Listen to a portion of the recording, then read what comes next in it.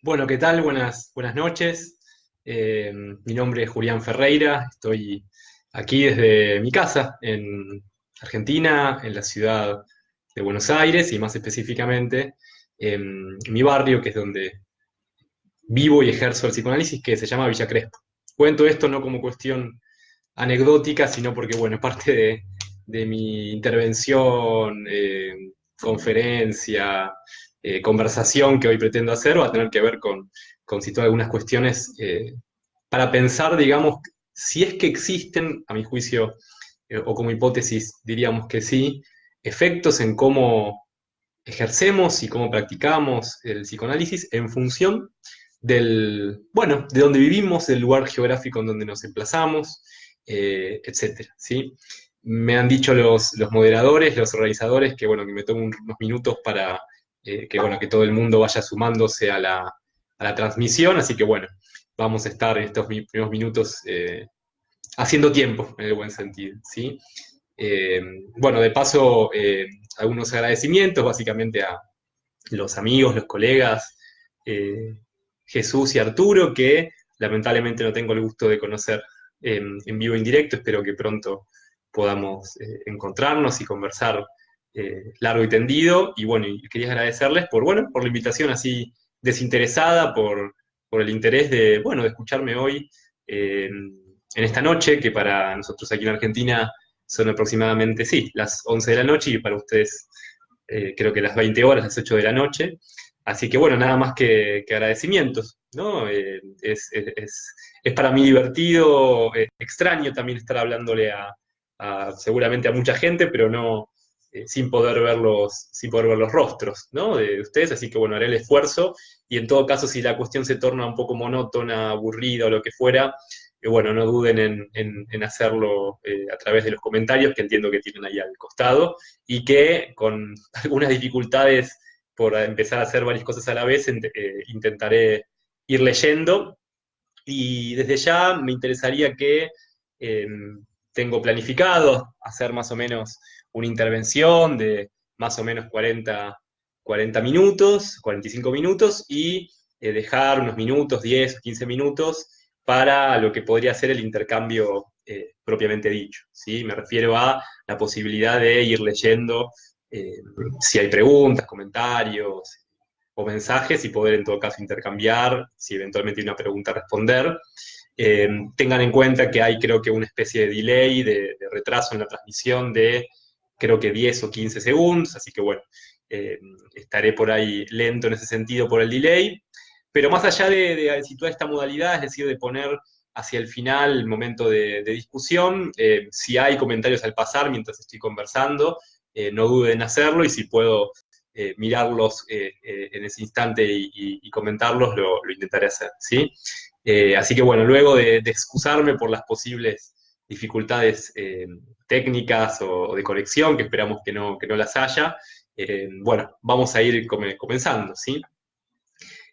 Cuando los colegas Arturo y Jesús me pidieron que proponga algo así como un tema, como un título o algo parecido, eh, se me dieron ganas de algún modo compartir algo que uno no suele hacer, ¿no? Es decir, uno suele por ahí compartir trabajos escritos o líneas de investigación, en general ya concluidas, ¿no?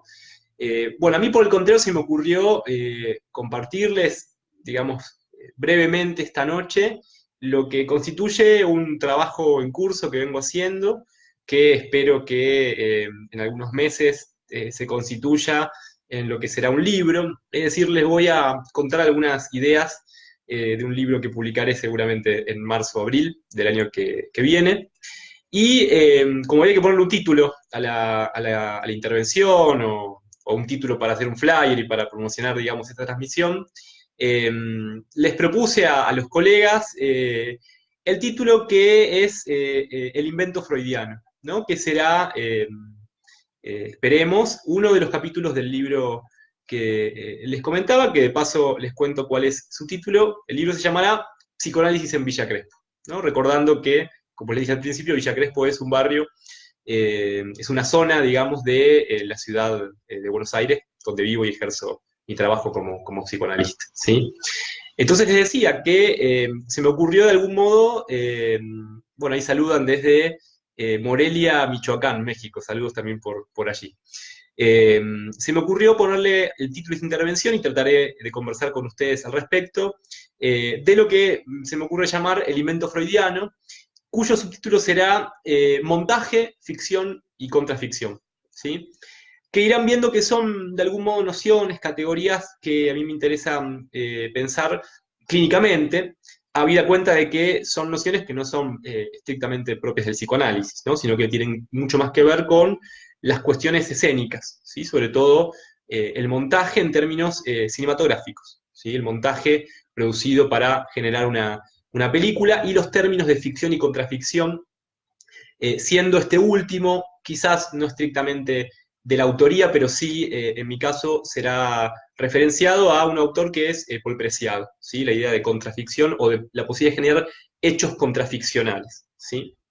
Eh, Dicha esta segunda introducción, me interesaba hoy leerles algunas cosas no muy extensas para que no se haga pesado y también poder conversar e, insisto, transmitirles algunas ideas que estoy pensando. O sea, no se esperen algo de corte monográfico. Me interesa, digamos, pensar con ustedes y eventualmente, así lo espero, ojalá así sea, que fruto del intercambio de algún modo podamos pensar en conjunto, ¿sí? Pero como les decía, leeré algunas cuestiones que espero que sean valoradas para ustedes y que obviamente cualquier información o cualquier, digamos, agregado de lo que venga diciendo, si quieren por los comentarios pedirme, digamos, la referencia o el texto en cuestión, no tendré ningún problema en, bueno, hacérselo llegar o dejarlo linkeado en el enlace, ¿sí? Bien, antes de leerles el texto que tenía ganas de leerle para luego conversar, vuelvo a insistir sobre lo que me interesa, ¿sí? Que es, de algún modo, discutir algo que quizás desde el punto de vista psicoanalítico podría ser, si lo pensáramos de modo ortodoxo, clásico, rápidamente rechazado. Es decir, discutir o por lo menos dar la posibilidad de existencia a una idea que es que el lugar, ¿sí? El sitio, el locus, no solo, no meramente geográfico, sino, digamos, de corte territorial, es decir, el territorio que un psicoanalista o una psicoanalista puede recortar como propio, como lugar de pertenencia, la zona geográfica, la calle en donde se enmarque nuestra consulta, nuestro consultorio, tiene efectos en nuestra práctica, ¿sí?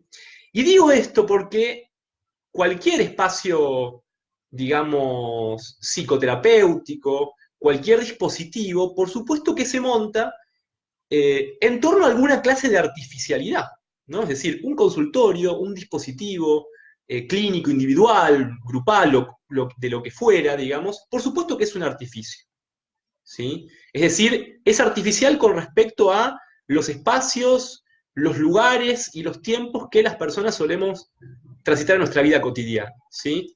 De ahí que, de algún modo, tiempo y espacio sean dimensiones cruciales para un psicoanálisis, específicamente para pensar la transferencia, ¿sí?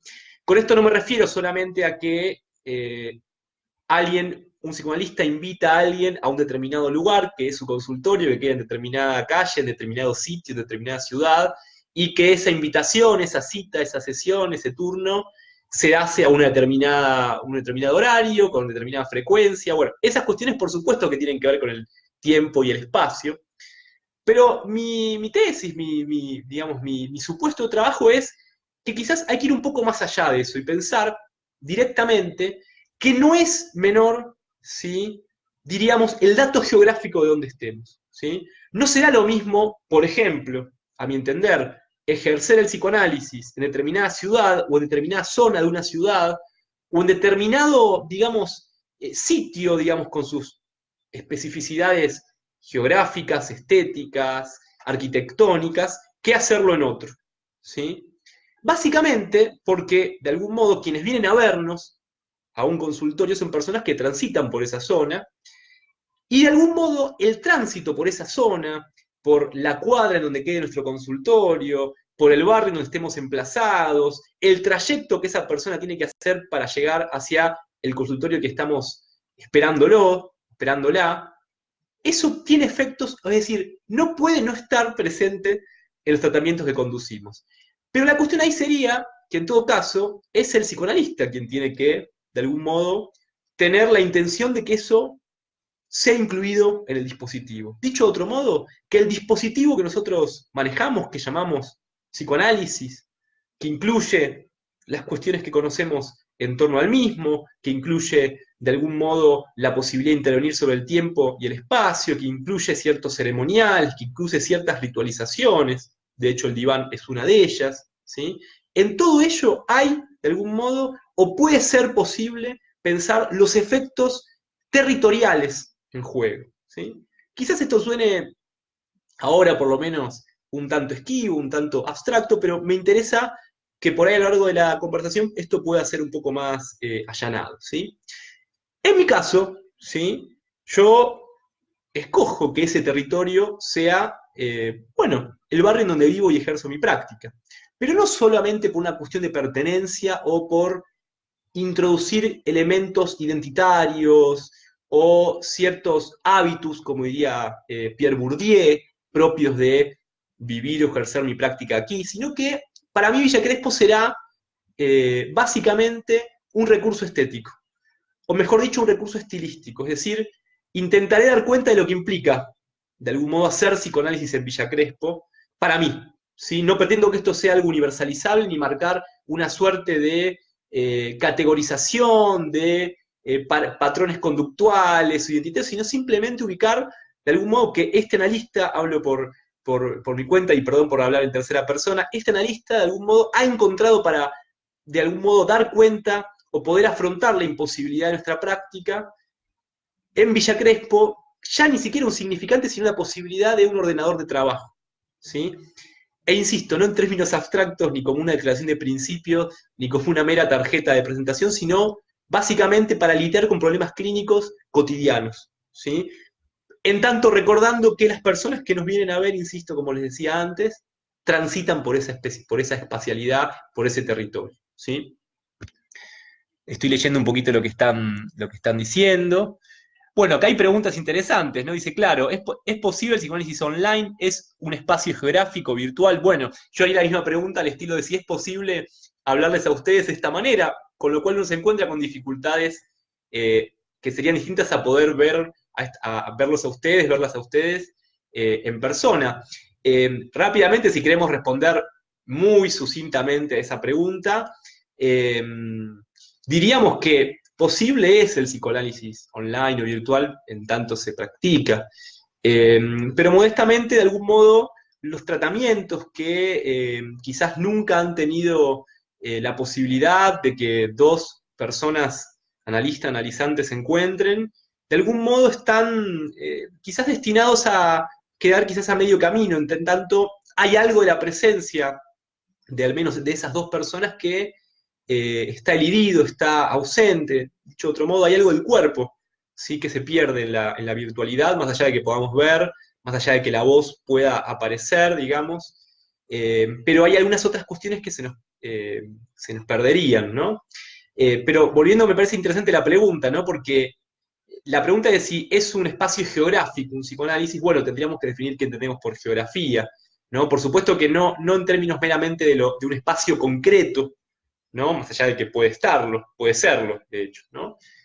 Pero sí por ahí pensar en que quizás la noción de territorio, ¿no? Que es al mismo tiempo una noción que da cuenta del carácter concreto y real de un territorio, pero también del carácter simbólico y también imaginario, quizás nos pueda venir mejor para poder saldar al por ahí algunas falsas dicotomías, ¿no? Quizás la dicotomía no es virtual o real, porque la realidad sabemos que incluye virtualidad, pero sí está claro que el encuentro que produce encontrarse con alguien, sentir la presencia de esa persona, aun cuando no estemos necesariamente sosteniéndola desde el punto de vista especular, es decir, desde el punto de vista de la mirada, eso tiene efectos en un psicoanálisis y de hecho trabajamos con esos efectos. ¿Sí? Así que agradezco la pregunta y me interesa que haya más, ¿sí? Porque si no se va a volver un monólogo y es aburrido para ustedes y también para mí. ¿Sí? Bien, me interesaría también introducir todo esto que intento hoy contarles desde una frase de un célebre psicoanalista argentino y latinoamericano, que es de algún modo con quien existe consenso en ubicar como el introductor, digamos, o el primer introductor de la obra de Jacques Lacan en Argentina, que fue Oscar Mazota. ¿Sí? Espero que lo conozcan, y si no lo conocen, bueno, es un buen momento para aprovechar Google, googlearlo y leer su transmisión de Lacan. ¿Sí? Justamente Oscar Mazota, en sus lecciones introductorias al psicoanálisis, que es un libro, una compilación de algunas clases, ¿no? Y clases a auditorios que no necesariamente eran, digamos, expertos o psicoanalistas expertos, sino simplemente personas interesadas, ¿sí? En esas lecciones introductorias al psicoanálisis, Mazota dice lo siguiente que me interesaba compartírselo, ¿no? Decía, introducir al psicoanálisis haciendo uso de palabras sencillas en términos que no fueran técnicos. Se pregunta, ¿es posible en ese sentido no banalizar las ideas?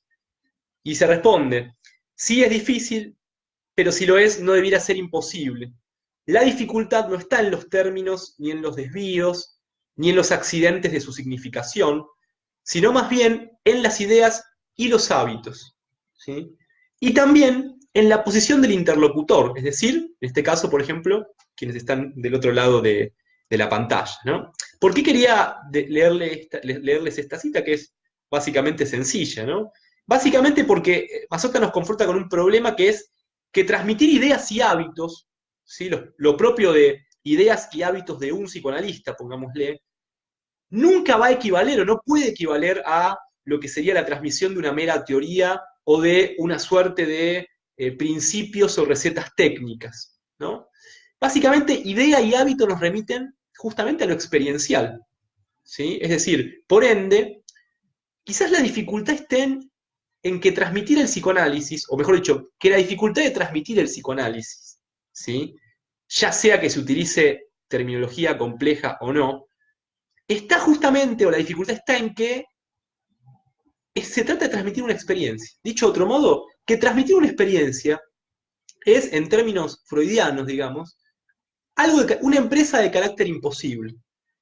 Hay una imposibilidad en transmitirles una experiencia, porque si no lo hubiese, nos correríamos el riesgo de recaer justamente en una mera imitación, en hacer como hacía Freud, hacer como hacía Lacan, hacer como hacía Melanie Klein, o hacer como hace cualquiera. ¿Sí? Es decir, la mera, digamos, copia en su carácter casi, diríamos, plagiaria, ¿no? Porque bueno, después me interesará hablar de la copia en un sentido estrictamente positivo y no como una mera, digamos, imitación, ¿sí? Esto me interesa particularmente porque de algún modo la dificultad del oficio de analizar, ¿sí? Del oficio de un analista, es que justamente, si bien existen preceptos técnicos, si bien existen, por supuesto, rudimentos teóricos, si bien podemos leer y escuchar a otros, si bien podemos, obviamente, analizarnos, ¿sí? Uno de los pilares cruciales, digamos, en la formación de un psicoanalista, básicamente lo que no podemos hacer es hacer como hace otro. Porque en el punto en que procedemos como otro lo hace o como otra lo hace, dejamos automáticamente o nos corremos de ese no lugar o ese lugar tan, digamos, paradigmático que es el lugar del analista. ¿Sí? De ahí que la única solución sea la constitución, o mejor dicho, la invención de cierto estilo, que por supuesto va a incluir rasgos previos, si se quiere, entre comillas, de ese analista, de esa analista, pero que básicamente es, diríamos, algo ontológicamente nuevo. Y recuerdo ese famoso aforismo que Freud utiliza, que traducido al castellano es más o menos así como, donde ello era, yo he de advenir. ¿Sí? Este enigmático aforismo, digamos, esta idea fuerza que más que una frase hecha es un principio ético, ¿no? Que regía su práctica, me refiero a la práctica del propio Freud, ¿no?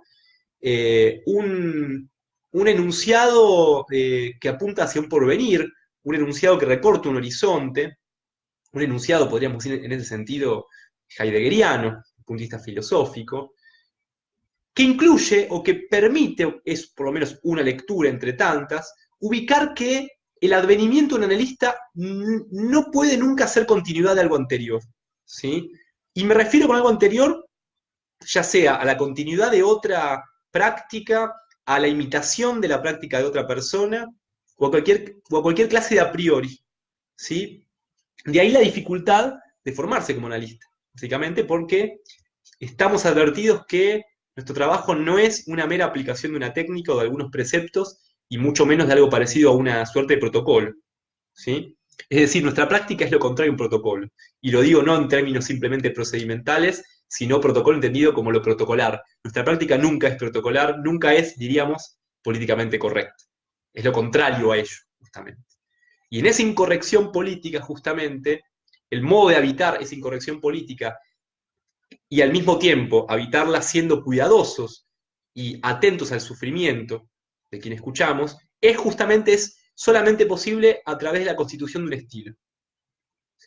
Ahí se ve la máxima singularidad, o si se quiere, eso que podemos llamar, desde algún autor como Lacan, que es un concepto totalmente enigmático, es un ordenador enigmático, deseo del analista. Es decir, el deseo del analista es, a mi modesto entender, la puesta en acto de un estilo, ¿sí? De un estilo de escuchar, de un estilo de decir, de un estilo de marcar, de un estilo de alojar a otra persona, porque de algún modo lo que hacemos en un psicoanálisis, lo que intentamos hacer es ser hospitalarios en términos de Rida. ¿Sí? Es decir, la hospitalidad es lo que nos permite recibir a alguien, lo que nos permite darle la bienvenida a alguien, ¿no? Y en mi caso, para poder resolver, o de algún modo no estrictamente resolver, sino poder sostener esa dificultad, esa imposibilidad que les decía, o dicho de otro modo, el modo que he encontrado de poder alojar a alguien es justamente ir introduciendo la posibilidad de hacer de mi práctica una invitación, es decir, invitarlos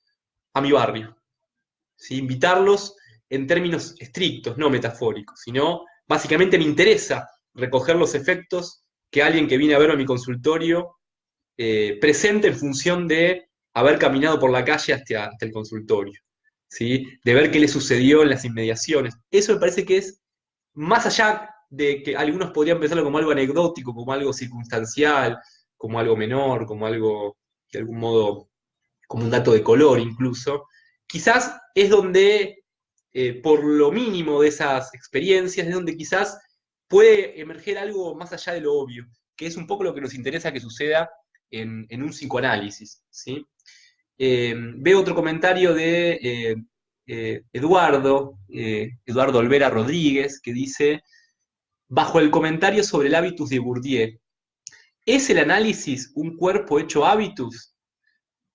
Y pone en Villa Crespo para vos, una pregunta muy interesante, ¿no? Es decir, si el análisis es un cuerpo hecho hábitus. Habría que pensar, sería un desafío poder hacer compatible esa noción, la de hábitus, con eh, algunas otras nociones en torno al psicoanálisis, ¿sí?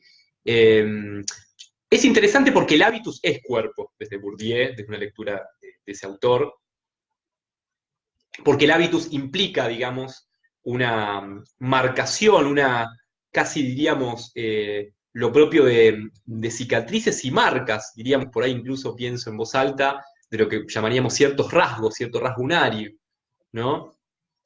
De algún modo, sí quizás habría que pensar esto, y lo dejamos por ahí para otro momento, para no cerrarlo aquí, que eh, el problema en todo caso es pensarnos, me refiero a los psicoanalistas, eh, en relación a que con nuestro hábitus podríamos generar efectos. ¿A qué me refiero?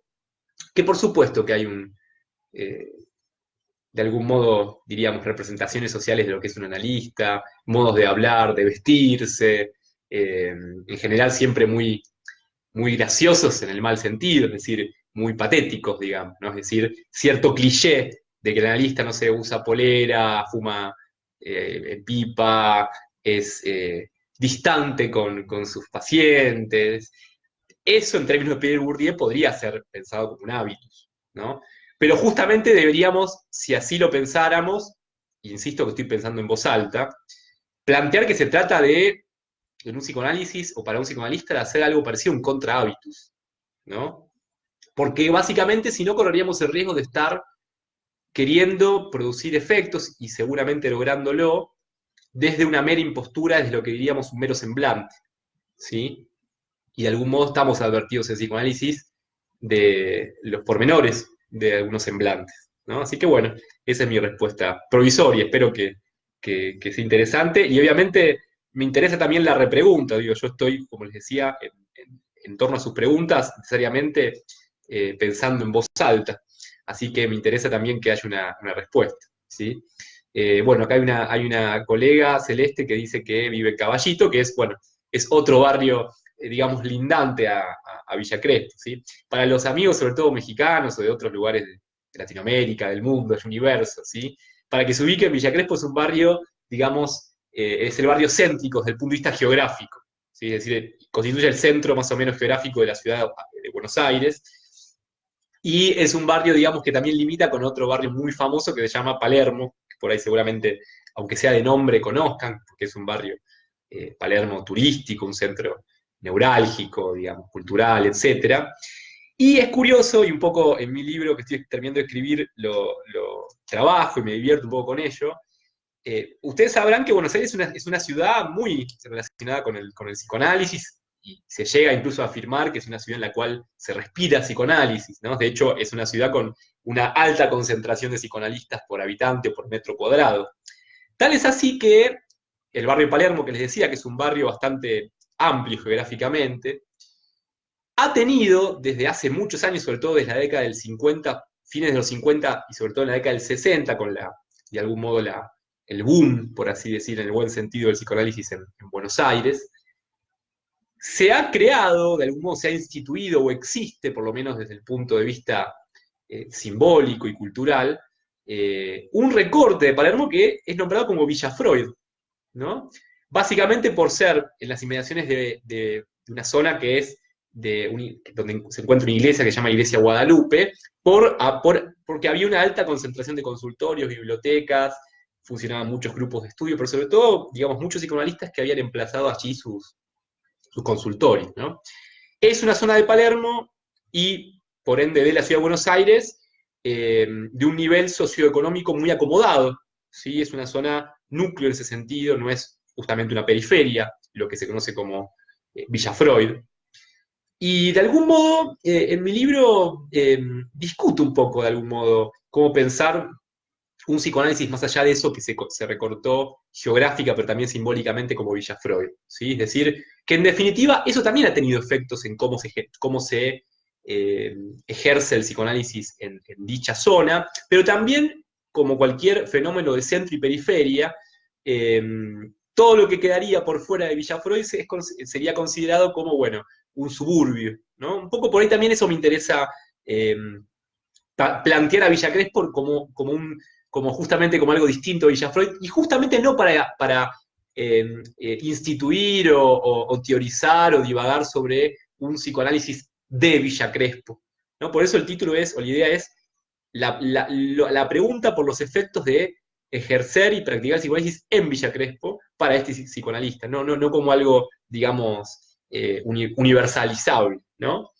En ese sentido, de algún modo, más allá de que, obviamente, en torno a cualquier zona geográfica de cualquier lugar del mundo, uno puede, obviamente, hacer asociaciones estéticas, asociaciones o lecturas de clase, sociohistóricas, es decir, entre una parcela concreta y simbólica de una ciudad, y en este caso, y el psicoanálisis.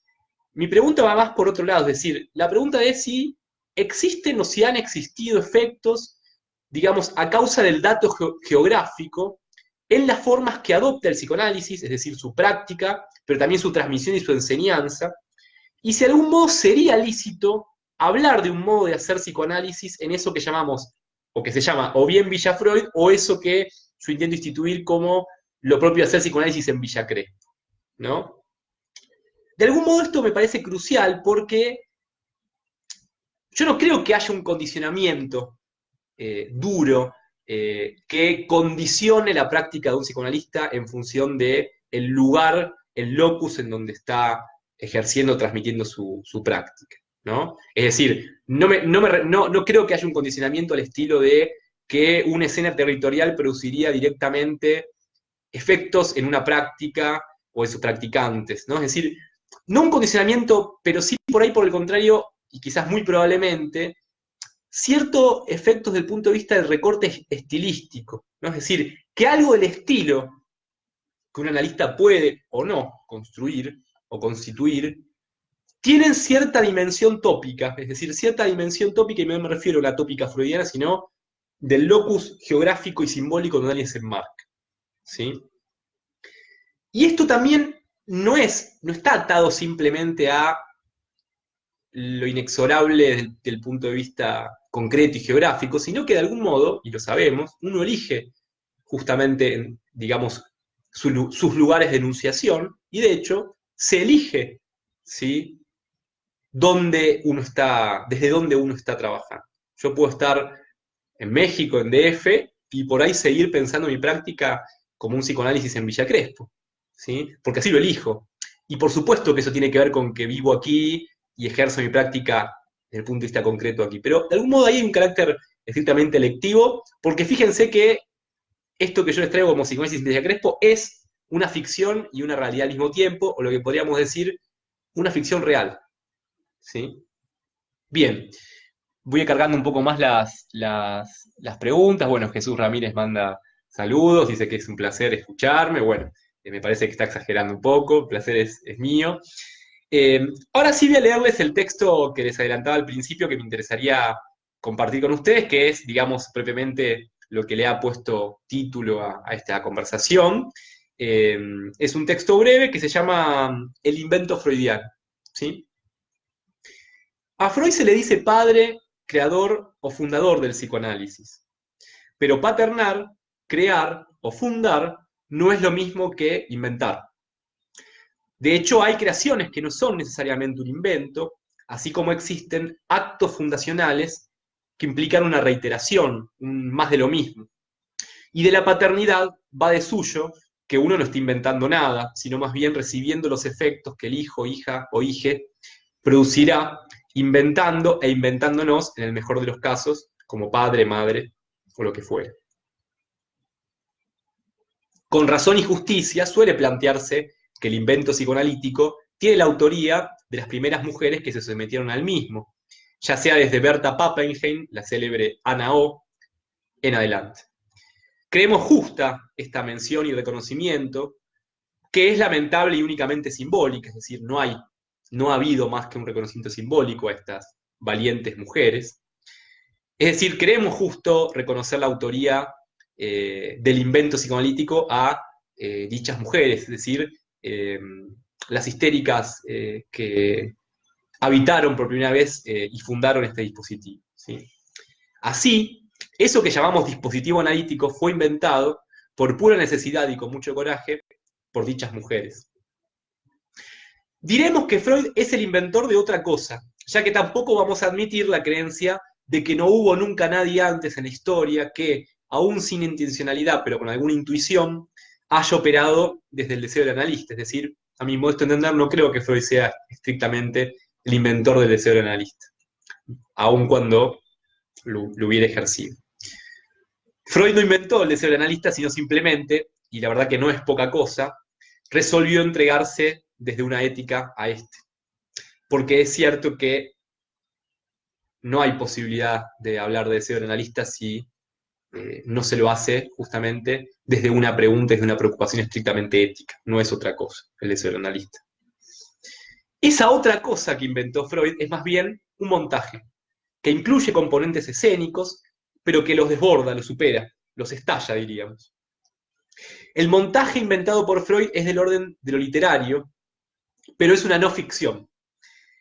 Es ficción también, pero sin perder su potencialidad de cosa, es decir, no es una mera representación. El montaje freudiano es el invento de otra cosa, una que va más allá de él, es decir, de Freud, pero que no obstante lo envuelve, lo recubre, lo roza y esquiva todo a la vez. Un montaje, pero que no es del orden del mero semblante, que no es obviamente ni impostura, ni tampoco una mera máscara. Un montaje que tampoco es montura, pero que igualmente puede servir para andar, transitar, para cabalgar. Algo montado sobre el sí mismo de Freud, sobre su persona, pero también sobre su posición como analista para tal o cual analizante de Freud. El montaje freudiano es una suerte de trascendencia profana, es una exterioridad próxima, es una sagrada simpleza. El invento de Freud no es estrictamente de su propiedad, aunque sí implique su referencia, su referencialidad. El de, ¿no? Del el invento de Freud, el de, no es pertenencia, sino justamente lo contrario, es decir, el de remite a una relación de ajenidad. Yo me pregunto, ¿acaso una analista no está compelido justamente a inventar su ajenidad? Lo que hacemos, los que nos llamamos o los que nos autopercibimos psicoanalistas, después de Freud, es copiarnos de dicho invento. Nos copiamos porque él nos dejó, nos lo permitió, cual compañero de banco, cual compañero de clase, que amablemente nos acerca a la hoja, mientras la docente, mientras la maestra también amablemente mira para otro lado. Nos copiamos exitosamente para luego borrar todo lo copiado y escribir de nuevo. Escribir de nuevo arriba, o incluso confundiendo escrito propio y ajeno. Se trata justamente de una copia que de tan exitosa tendrá que ser necesariamente fallida. Un copiar puesto hacia el acto mismo y obviamente hacia el acto y sus efectos, sin ningún miramiento por el contenido de dicha copia.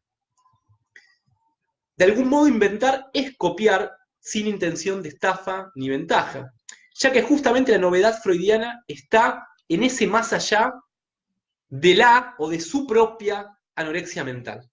Concepto muy interesante que varias veces utiliza Lacan, ¿sí? Esto me parece crucial, lo voy a volver a leer porque quizás lo leí mal. Inventar es copiar sin intención de estafa ni ventaja, ya que la novedad freudiana está justamente en un más allá de su anorexia mental. Dicho de otro modo, el mérito freudiano es ir más allá del propio Freud, ¿sí? De algún modo, el mérito de Freud es haber hecho todo lo que escribió siendo Freud, con cómo sabíamos, por cómo leemos de los historiadores y historiadoras, quién era Freud.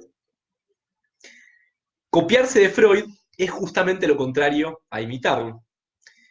Copiarse más bien, diríamos, de esa amabilidad, y también a sabiendas de que no hay respuestas correctas, ni mucho menos cómodas.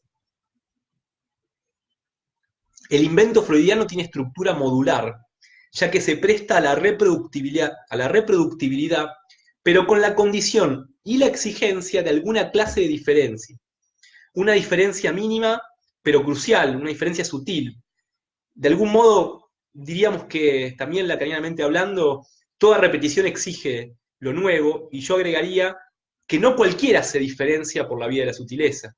Digo, tan difícil no es la diferenciación en términos radicales, en términos de mera rebeldía, ¿no? Y no estoy peyorativizando la actitud rebelde, sino la rebeldía como mero, digamos, forma especular o contrariamente especular de rebelarse frente a alguna clase de amo, ¿sí? Por eso insisto, que no cualquiera, porque no es sencillo que la diferenciación sea por vía de la sutileza. Algunas ideas. En un psicoanálisis se constituye como horizonte, justamente como les decía, algo que llamo la exogamia de la sutileza, o la exogamia en la sutileza. Y esto no por la vía del intento, sino más bien del invento fallido. Todo lo contrario a lo que sería un mero ensayo y error, ya que no estamos ensayando, sino creando, justamente aún en lo fallido. Dicho de otro modo, en un psicoanálisis no hay ensayo. Ese eufemismo de Freud, ensayo de prueba, es justamente un eufemismo porque básicamente él mismo dice que eso que llamamos ensayo de prueba, es decir, lo que llamaríamos las primeras entrevistas o las entrevistas preliminares, son el psicoanálisis propiamente dicho, no es ninguna clase de preludio. Y ahora continúo porque recuerdo, como les decía antes, que lo que les estoy leyendo es la introducción a un capítulo de lo que será el libro que estoy terminando, ¿sí? Este texto que les leí concluye de la siguiente manera. Lo que sigue es una compilación de diversos inventos fallidos. Si bien contienen o son contenidos por alguna clase de hilo invisible que es conductor de ciertos rasgos sintomáticos comunes, es decir, por cierta lógica común. Lo importante es otra cosa. No importa de su relación, es decir, la relación entre los textos, el constituirse en colección, en antología o sumatoria, sino más bien importan los efectos posibles causados por el intento, también fallido, de que el conjunto abierto que conformarán este capítulo se deslice más allá de sus límites como un montaje. A continuación, entonces, de lo que se tratará es de un montaje a la freudiana. ¿Sí? Reitero, ¿a qué me refiero con montaje? Al montaje, por ejemplo, en términos cinematográficos, y de esto a quien le interese, porque de hecho así llegué a pensar estas ideas y me interesa compartírselos, un autor como Walter Benjamin, y ese libro tan célebre y tan interesante de la reproductibilidad en torno a la obra de arte en la época moderna, nos permite ubicar que, de algún modo, incluso lo que llamamos un caso clínico, en tanto construcción, es un montaje. ¿No? De hecho, convendría pensar a la propia transferencia como un montaje, ¿no? Como ese montaje, esa temporalidad y esa espacialidad que se monta sobre otra temporalidad y espacialidad. De hecho, también lo inconsciente para Freud, lo inconsciente tópico, pero también estructural, tiene también, podríamos pensarlo así, la estructura de un montaje peculiar, no un montaje, diríamos, literal, ni un montaje lineal, ¿sí? Bueno, veo, cagando un poquito más, veo que se están incluyendo o sumando muchas otras personas.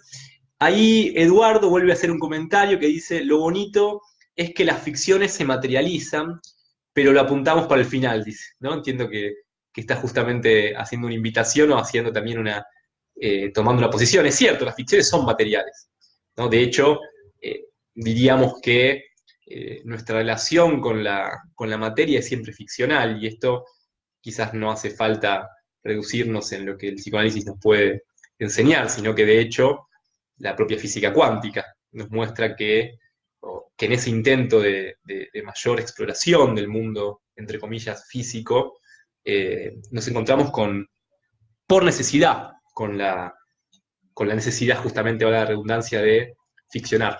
¿Sí? Eh, Justamente, y tomando este pie, hace un tiempo escribí un texto que titulé Psicoanálisis, Ficcionálisis, Contraficcionálisis. Si lo googlean así lo van a encontrar rápidamente. ¿Mm? De algún modo es una terna, esos tres nombres. Es en parte también un homenaje a eh, otras dos ternas propias respectivamente de Freud y de Lacan, ¿sí? Me refiero a recordar, repetir, relaborar, o instante de ver, tiempo de comprender, momento de concluir, ¿no? Esas, de algún modo, tres, digamos, por un lado que son temporalidades lógicas, pero al mismo tiempo tres, de algún modo, movimientos, me gusta pensarlo de ese modo, ¿no? Y de algún modo para mí, lo que llamamos psicoanálisis, y al llamarlo así, de algún modo encontramos algunos problemas, ¿no? Sobre todo por el prefijo psico. Para mí un psicoanálisis o un tratamiento clínico en psicoanálisis se comprende de esos tres movimientos, de un movimiento psicoanalítico, de un movimiento ficcionalítico y de un movimiento contraficcionalítico. ¿Sí? Psicoanálisis, ficcionanálisis, contraficcionanálisis. ¿No? De algún modo lo que diferencia al psicoanálisis de otras terapéuticas que fueron contemporáneas a su nacimiento y que de algún modo son contemporáneas en nuestros tiempos es, a mi modo de entender, que el psicoanálisis tiene la virtud de dignificar algo del sufrimiento, de la miseria del sufrimiento, y dotarle estructura dramática. Además, o más allá de las críticas que bien le hacemos a el carácter nuclear o el carácter estrictamente heteronormativo de ese ordenador crucial que es el complejo de Edipo, lo cierto es que tiene un mérito, y es que Freud nos permitió o nos invitó a hacer de el sufrimiento cotidiano de cualquier persona el sufrimiento de un príncipe, ¿sí? De un rey. Como dice la historiadora Elizabeth Rudinesco, hacer de cualquiera de nosotros un Hamlet, ¿sí? Introducir el carácter dramatúrgico, el carácter poético y finalmente ficcional, ¿sí? En la miseria de la vida cotidiana. Dicho de otro modo, en un psicoanálisis, la ficción no solo se da por añadidura, sino que se nos viene encima, en el buen sentido, por una necesidad. Es decir, recurrimos a la ficción por necesidad. De hecho, justamente todas las intervenciones que hace un analista, tematicémoslo en la interpretación, que de hecho es la función del analista, no pensando en la interpretación como una mera técnica, sino como una función en términos matemáticos. Por supuesto que la interpretación se vale de la ficción, ¿no? Es decir, la ficción, el juego, el jugueteo significante, es el medio de interpretación para apuntar a un fin que no es ficticio, ni que tampoco es ficcional, sino que es estrictamente real, diría, ¿no? Ficcionalizar de algún modo es ir más allá de las limitaciones de lo que sería el psicoanálisis, ¿no? El psicoanálisis, aun cuando el prefijo psico no remita a un tratamiento del alma, sino, como bien también diría Freud, de que se trata de un tratamiento desde el alma, de algún modo la neurosis propia, entendida la neurosis en sentido amplio, se vale de ese rasgo para tornar en algún momento de un tratamiento estrictamente resistencial, ¿no? Es decir, lo psíquico, lo psicológico es en algún momento resistencial, o dicho de otro modo, querer psicoanalizarse es resistencial para un psicoanálisis. ¿Cuántos tratamientos deben de algún modo, desde el punto de vista preliminar, eh, incluir como dimensión necesaria la rectificación de que ir a un psicoanálisis no es anhelar psicoanalizarse, ¿no? Es decir, entendiendo psicoanalizarse como lo que podría ser una experiencia intelectual, una experiencia del pensamiento, justamente un hábitus, ¿no? Yo quiero psicoanalizarme porque quiero ser psicoanalizante, ¿no? O lo propio desde el lado del analista, ¿no?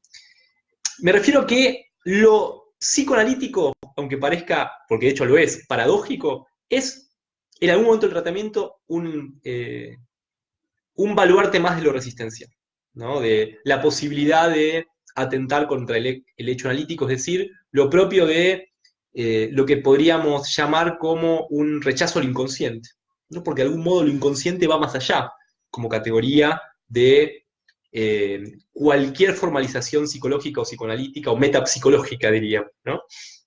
De ahí, digamos, ese movimiento que yo llamo ficción o ficcionálisis, ¿no? Porque de algún modo creo que es la terminología más acertada, es decir, ficcionalizar en el sentido de poder atribuir a la dimensión del síntoma justamente su carácter ficcional, es decir, devolverle al síntoma su carácter ficcional que fue otrora perdido por lo que llamaríamos la faz, digamos, más miserable, de un síntoma más quizás satisfactoria, pero el mismo sentido displacentera.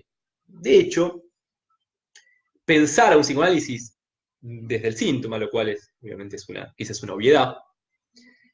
El trabajo que nos vemos compelidos a hacer en torno al síntoma, el trabajo en torno a la posibilidad de tornar, digamos, como vulgarmente se dice, analizable un síntoma, implica un pasaje por eso que llamamos, o que yo estoy llamando en este caso psicoanálisis, pero termina de poder constituirse de algún modo en la línea de poder tornar justamente utilizable un síntoma, que es de algún modo el fin, la finalidad de un psicoanálisis, incluye un doble movimiento, estos dos movimientos que serán, en primer lugar, la posibilidad de su ficcionalización, pero luego necesariamente la necesidad de generar esto que yo llamo una contraficción, ¿sí? De algún modo, la contraficción, por lo menos desde, como les decía hace un rato, desde Paul Preciado, ¿sí? No implica una discusión entre ficciones, es decir, contraficcionalizar no es hacer de la ficción algo más realista. Dicho de otro modo, pensemos en el cine. Quizás no se trata de hacer un cine más realista, porque el cine es ficción, es obra de arte, y si pierde su carácter de obra de arte, pensemos del creador literario del fantaseo de Freud, pierde su potencia desde todo punto de vista. Es decir, se trata quizás de hacer ficciones que justamente contrahegemonicen algunos parámetros mainstream o clásicos de las ficciones. Es decir, el cine de Hollywood es ficción, digamos, quizás es una ficción que tiene algunos impedimentos, algunos condicionamientos. Se trata de, para contrarrestar eso, hacer una no ficción, es decir, hacer literalidad, mostrar la realidad tal cual es, entre comillas. No, quizás se trata, por el contrario, de hacer contraficciones, ¿no? Bueno, tomando esta lectura, ¿no? Eh, de lo que podría ser pensar formas contrahegemónicas en torno a determinados discursos dominantes, el trabajo analítico concluye, o su movimiento final y el movimiento que, diríamos, liquida la transferencia, liquida ese espacio y esa temporalidad, en torno al síntoma, equivale a la posibilidad de generar, hacer del síntoma una contraficción. Pero justamente no contraficción en el sentido de hacer perder su carácter ficcional, lo cual es o bien imposible o bien sumamente aplastante y avasallante para quien de algún modo vaya a ese lugar. Es decir, la ficción conviene que no se diluya, así como también la ficción yoica tampoco se intenta eliminar. Contraficcionalizar implicará justamente ir más allá, de algún modo, de la ficción, en términos de lo que podría ser para Freud el más allá del principio de placer, que no es ni una superación ni una negación del placer, sino ubicar que la ficción tiene, cual banda de Moebius, diríamos, ¿sí? Una relación de continuidad, pero al mismo tiempo es el reverso de esto que estoy llamando aquí una contraficción. ¿Sí? Me parece que, bueno, no quiero extenderme demasiado más porque eh, creo que es un momento por ahí para que nos pongamos a conversar. Me interesa mucho leerlos y escucharlos, entre comillas. Eh, Me interesó, como les decía, les dije desde el principio, traer una modesta experiencia eh, y poder de algún modo recordar que un psicoanalista escribe y piensa básicamente para sobrevivir a su práctica y para poder de algún modo escuchar, ¿no? Es decir, la escritura es lo que de algún modo el último movimiento del acto analítico, ¿no? Y no me refiero solamente a escribir para publicar o para escribir un libro, sino la escritura como el modo de construir, digamos, eso que es nuestra experiencia, es decir, el modo de psicoanalizar, ficcionalizar y contraficcionalizar, llamaré yo, lo que es una experiencia, que en mi caso, y creo que por ahí es una invitación, porque también digo que es una invitación pensar en, como yo hice en mi caso, un psicoanálisis en Villa Crespo, porque de algún modo los psicoanalistas y las psicoanalistas de América, de Sudamérica, de Latinoamérica, de la América, digamos, mestiza, de la cual uno se siente parte, más que obviamente hacer un rechazo bobo o absurdo o neurótico de lo europeo, de lo central, quizás debemos, más que eso, hacernos una pregunta en términos de asumir nuestro lugar de, como dice un psicoanalista argentino, Jorge Alemán, asumir nuestro lugar de lugar excéntrico, y no de pensarnos meramente como una periferia, ¿no? La excentricidad es interesante porque ser excéntrico no es simplemente una relación particular del centro, sino que es básicamente la constitución de un estilo, ¿sí? Y de algún modo quizás sea necesario que los psicoanalistas latinoamericanos, además de mirar hacia Europa, lo cual me parece algo eh, también interesante, si es que uno lo hace con cierto criterio y no eh, por ninguna clase de mandato o deber ser, quizás convendría que terminemos de potenciar nuestro acto analítico, recordando que en todo caso el carácter subversivo de un psicoanálisis requiere que que una psicoanalista, de algún modo se incluya en su tiempo, en su espacio, en su comunidad, que su territorio esté presente en su práctica, y no por irnos y no cayendo, por decir esto, en reduccionismos sociologistas o sociales. Esto no se trata de ningún modo de diluir la potencia de lo que la constitución de un dispositivo y de un espacio artificial como lo es un tratamiento, una sesión implica, pero sí quizás pensar un poco, en definitiva, que un estilo, un analista lo construye con lo que tiene, y sobre todo con lo que no tiene, ¿no? Entonces, de algún modo, es mi transmisión, digamos, lo que me interesaba sobre todo transmitir hoy. Quizás sea necesario, en este sentido, ser necesariamente inventivos y quizás un poco contrahegemónicos o políticamente incorrectos, ¿sí? Porque por supuesto que es una idea políticamente incorrecta para, digamos, el mainstream psicoanalítico hablar de territorialidad, ¿sí? Así que bueno, esperando que el delay advenga, voy a quedarme ahora leyendo sus comentarios para que podamos ahora sí tomarnos 10 o 15 minutos para conversar, ¿sí? Tengo aquí, bueno, el comentario de Álvaro Andrés Navarro Flores, bueno, saludamos, que dice, los psicoanalistas parecen poetas para hablar de su quehacer, por ello tanto en su práctica como en su enseñanza no se avanza para nada, lo cual no sé si está referenciado a mí, lo cual no tendría problema de hacerme cargo, pero sí, hay algo de cierto hay en eso. Eh, Uno también agregaría, a veces los psicoanalistas se comportan, nos comportamos como, no sé, como escritores o poetas frustrados, ¿sí? No veo el problema de hablar como poeta. De hecho, bueno, quien pudiera hablar como poeta. Y tampoco creo que el avance o el no avance esté en función de cómo se habla, ¿sí? No creo que el estancamiento, pongámosle, de un psicoanálisis tenga que ver con un estilo de hablar solamente. Al contrario, si cuanto más poético fuera el psicoanálisis, menos estancaría, de algún modo, porque la poesía es, digamos, lo contrario al estancamiento. Pero entiendo por ahí que el amigo está planteando algo más en términos de la posibilidad de formalización, de la transmisibilidad, de ciertos criterios más del campo clásico de la cientificidad, que uno a priori no rechaza. Pero no creo que la poesía sea ni en este ni en ningún caso un estorbo. Y distinguiría lo que es un hablar poético de un hablar esquivo. Digo, no todo lo esquivo es poético, no todo lo enigmático tiene un efecto poético en el otro. Muchas veces lo enigmático puede ser un modo de encubrir, no decir nada. Muchas veces ser enigmático, ser cerrado, digamos, que es otra de las características de muchos colegas psicoanalistas, no tiene que ver con una apuesta a la poesía, sino con un carácter estrictamente elitista. Y por supuesto que hay poesía elitista y hay poesía que es popular, digamos, y sin pensar que lo popular es de menor calidad, sino que tiene una función en términos de lo público, diría, ¿no? Así que bueno, eso se me ocurre comentarte. Nuevamente, Eduardo dice, ¿cómo diferenciar ficción o delimitar esta para el psicoanálisis y cómo para la teoría queer o los estudios sociológicos o críticos, ya que las ficciones se materializan en diferentes apartados y registros, ¿no? El género, por ejemplo, como ficción, sí.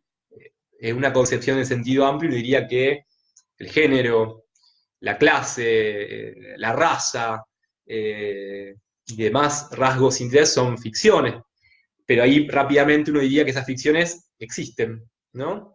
Eh, Habría que pensar, no tendría una respuesta genérica o general eh, porque no soy sociólogo ni tampoco, si bien me interesa particularmente los estudios queer, no me considero un especialista en ello, ¿sí? Eh, Tampoco me interesa que lo que yo hablé o lo que definí como ficción sea la definición en torno al psicoanálisis de ficción, sino que es una definición estrictamente personal, ¿sí? Eh, pero de algún modo a mí me ha servido mucho leer a algunos teóricos queer, como Paul Preciado, a Judith Butler y otros, justamente para, en el mejor de los casos, en el mejor de los sentidos, copiarlos. Copiarlos como les leía desde el texto de Freud, es decir, no imitarlos, sino copiar es inventiva, copiar algunas nociones o algunos rudimentos que son estrictamente subversivos, que me permiten, digamos, en mi quehacer cotidiano, en consultorio y trabajando y escuchando con gente, en este caso, por ejemplo, recordar que lo que uno hace es intervenir sobre las ficciones, ¿no? Ya sea porque el analista es una ficción, porque la transferencia es una ficción, porque lo que se sucede como asociación libre implica como les decía, tanto una ficción, pero también como un montaje muy peculiar. Es quizás muy gráfico pensar la asociación libre como un montaje, ¿no? No como otra cosa, ¿sí? Así que bueno, quizás mi respuesta es muy breve, muy satisfactoria, pero bueno, es así porque lo estoy pensando en voz alta, como les decía, ¿sí? Luego, Alejandra Gil dice, no entiendo por qué el síntoma es una ficción. Y dice, me parece lo más tangible a analizar. Bueno, sí, el síntoma es tangible. Que alguien, por ejemplo, que yo me hubiera puesto difónico porque me puse nervioso antes de comenzar esta transmisión, es por supuesto algo tangible que se puede ver incluso, que podría ser objetivable, ¿sí? Pero justamente la operación analítica, y pensemos al síntoma conversivo porque quizás es más sencillo, o más gráfico justamente para pensar, la operación analítica tiene en torno al síntoma, en tanto, como vos decís, tangible, el horizonte de tornar, de algún modo, o de poder pesquisar que quizás eso tangible es producto de alguna ficción, es decir, de alguna escena. El concepto de escena o de escena primaria, de algún modo, conviene pensarlo como un montaje y como una ficción también. Pero al mismo tiempo ubicar que el único modo de operar, digamos, y hacer con eso que llamamos síntoma es a través de su ficcionalización. De algún modo eso es lo que hacemos con un síntoma, todo el tiempo. Le damos vueltas, lo ponemos sobre la mesa, digamos, de maneras estrictamente indirectas, ¿sí? Porque de algún modo, aun cuando tangible, nuestra operatoria en torno a ese síntoma tangible no es directa, porque no intentamos básicamente extraerlo, porque no intentamos resolverlo, porque tampoco intentamos poder visibilizarlo, porque sabemos que por el mero hecho de señalizar un síntoma, eso no, en general no se resuelve ni se reduce, ¿sí? Entonces, de algún modo, el síntoma tiene estructura de ficción, porque de algún modo implica, como toda ficción, el doble sentido, implica el equívoco, implica la multiplicidad de interpretaciones. Yo puedo ver una película y me puede producir un efecto, otra persona otra, y al mismo tiempo yo pensar que esa película significó, tal escena significó esto, y al mismo tiempo esto otro. Bueno, eso es, a mi juicio, muy caro lo que es un síntoma, ¿sí? Luego Eduardo dice, el síntoma se forma alrededor del vacío, no es tangible por sí mismo, sino por sus efectos. Entiendo que está de algún modo respondiéndole al comentario de Alejandra. Acuerdo con este señalamiento de Eduardo, pero de algún modo es interesante, ¿no? Porque toda ficción requiere de un vacío, ¿no? Si no hay vacío, no hay ficción, diría, no hay otra cosa.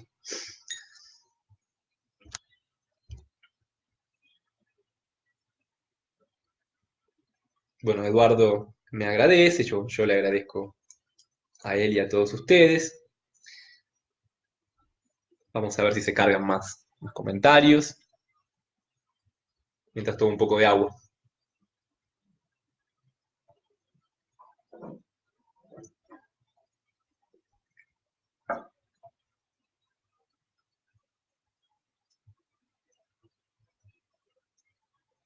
Estamos más o menos, bueno, más o menos no, sino en una hora de transmisión, que fue más o menos el tiempo sugerido por los moderadores del sitio. Así que bueno, iré ya haciendo, o iremos ya cerrando, digamos, espero unos instantes eh, a que este delay tan interesante, ¿no? Que muestra también un poco lo que sucede en cualquier intercambio, ¿no? No solamente porque estemos a distancia o de manera virtual, sino que el delay podríamos interpretarlo a vuelo de pájaro y silvestremente como, bueno, como lo que sucede en torno al malentendido, ¿sí? Pero bueno, espero unos instantes por si hay algunas otras preguntas, comentarios, sugerencias, señalamientos, para luego, bueno, ya finalizar la transmisión.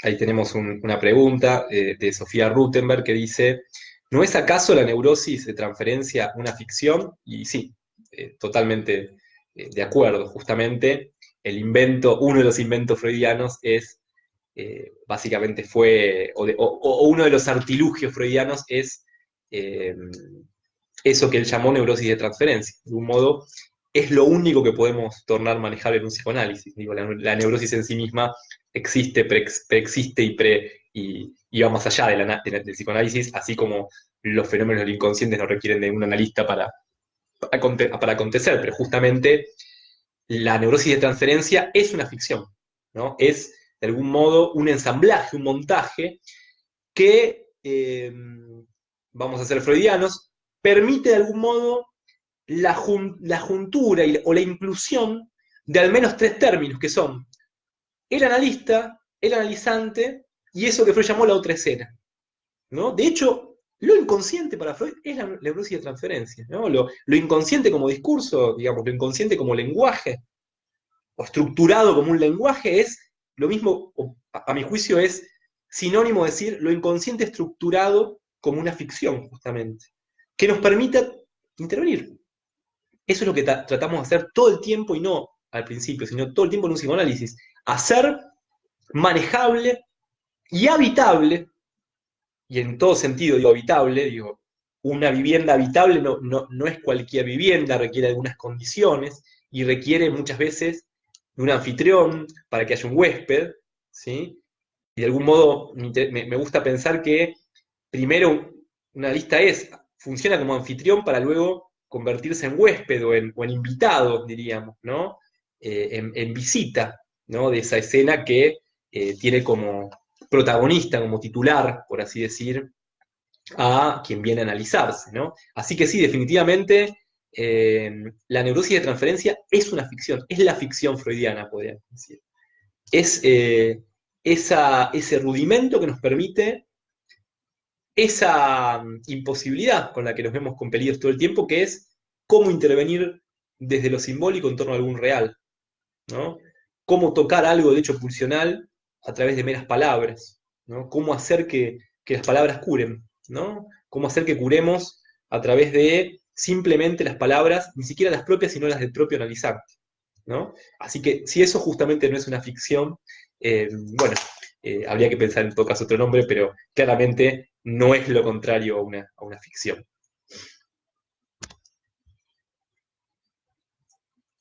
Luis Castillo pregunta, ¿el delirio sería una ficción también? Y claramente sí, a mi entender sí. Es una ficción muy interesante el delirio, ¿no? El delirio, como decía Freud, el delirio como un intento de curación, ¿no? O el delirio como una respuesta o diríamos, una contrarrespuesta a la realidad, o incluso algunos aspectos que pueden a veces ser injustos o desagradables de la realidad, tornan al delirio un armado estrictamente ficcional, ¿sí? Eh, Incluso en la terminología que venía usando, el delirio es quizás la contraficción por definición, ¿no? Porque de algún modo, fíjense que en el delirio ciertos parámetros como la objetividad, la prueba de realidad, el principio de realidad están básicamente puestos en su lugar, es decir, el delirio se ríe un poco de esos consensos, eh, de esas convenciones que llamamos realidad, ¿no? Que esto también, digo, el concepto de realidad psíquica en Freud es muy interesante porque permite ubicar esto, que la realidad es una mera convención, ¿sí? Eh, Obviamente que lo delirante tiene otras especificidades, otras características, ¿no?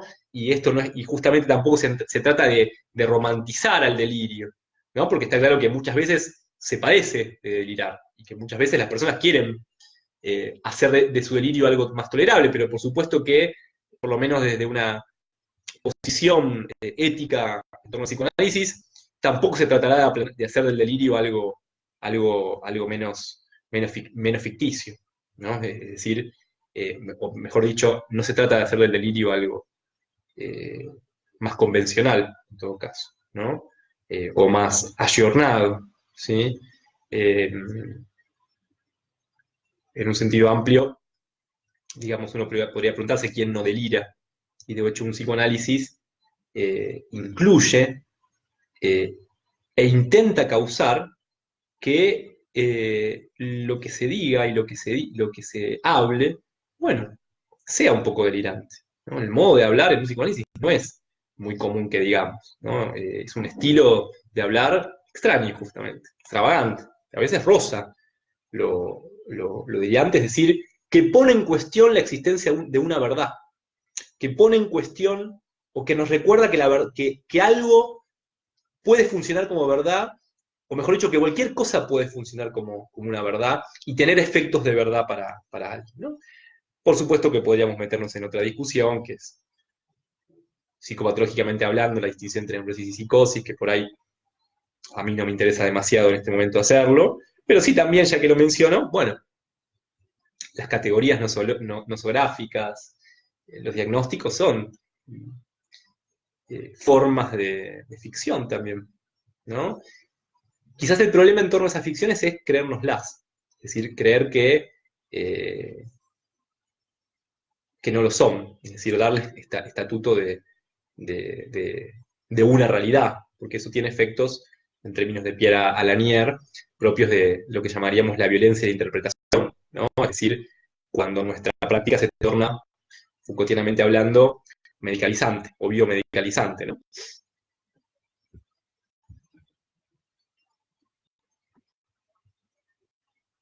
Bueno, Ofelia Martínez nos dice buenas noches a todos, devuelvo el saludo y quizás lo tomo como, como propuesta, quizás es un momento de concluir. Eh, Espero que haya sido eh, legible mi mensaje. Por supuesto que, como les decía al principio, no es sencillo hablarles sin, sin estar presentes, ¿no? Y bueno, uno hace una especie de monólogo eh, medio extraño, medio loco, justamente, ¿no? Quizás convendría que tomen esto como, esto que sucedió, esto que hice, como justamente como una ficción. ¿Por qué no pensar que se pareció, aun cuando yo no sea actor, a algo más performático que algo más clásico como podría ser una conferencia, una clase, ¿no? Quizás convendría pensarlo así para ver eventualmente si tiene efectos, o si conviene quizás justamente pensarlo de esta manera. Nuevamente agradezco a los moderadores, a los compañeros, amigos, colegas allí de este portal, de Yoica, que estoy recién conociendo y que me parece una propuesta súper interesante. Me parece que eh, hacer del psicoanálisis una estrategia de comunicación masiva me parece una idea fabulosa y no veo por qué al hacer eso perderíamos alguna clase de rigurosidad.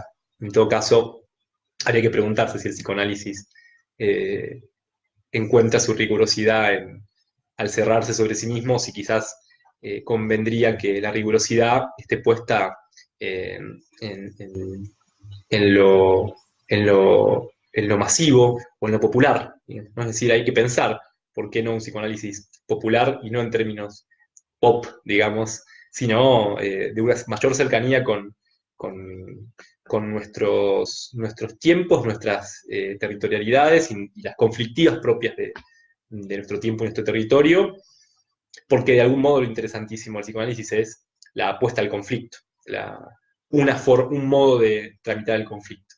Así que bueno, les agradezco mucho a los, no sé cómo llamar, oyentes, televidentes, eh, que estuvieron aquí presentes y me parecieron muy interesantes y oportunos, respetuosos y originales las preguntas y comentarios. Insisto que es novedoso para mí esta modalidad, así que bueno, espero bueno, participar más tarde, más temprano que tarde, perdón, nuevamente de esta modalidad y bueno, desde ya quedo a disposición. Bueno, buenas noches.